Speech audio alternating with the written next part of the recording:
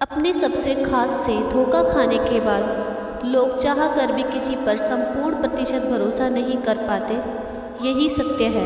जैसे तेल समाप्त होने पर दीपक बुझ जाता है, उसी प्रकार कर्म के क्षीण हो जाने पर भाग्य भी नष्ट हो जाता है।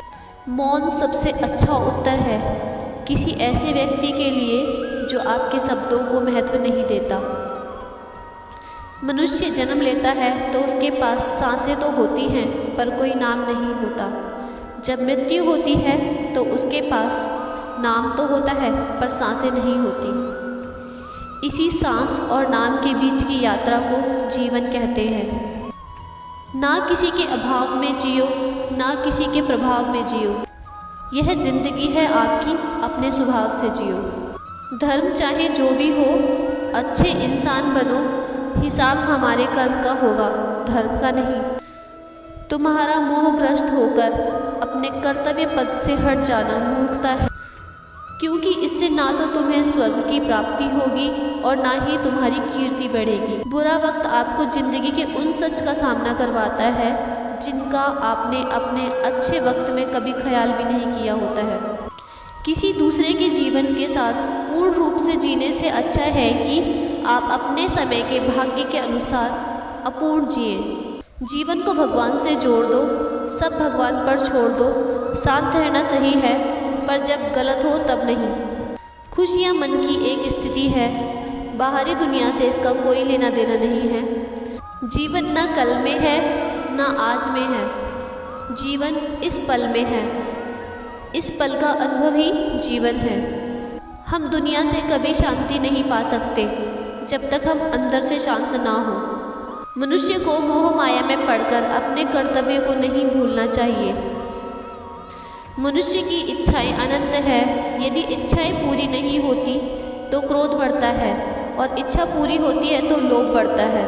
इसीलिए जीवन की हर स्थिति में धैर्य बनाए रखें तथा इच्छाएं सीमित रखें। श्री कृष्ण कहते हैं, अगर तुम अपना कल्याण चाहते हो तो सभी उपदेशों, सभी धर्मों को छोड़कर मेरी शरण में आ जाओ, मैं तुम्हें मुक्ति प्रदान करूँगा।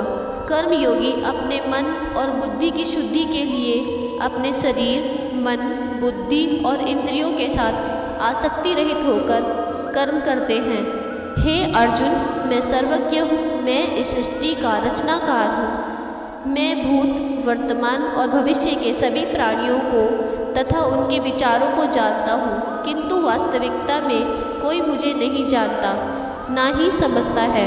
लोग कहते हैं अपनों के आगे झुक जाना चाहिए, किंतु सच बात तो यह है जो अपने होते हैं वह कभी झुकने नहीं देते।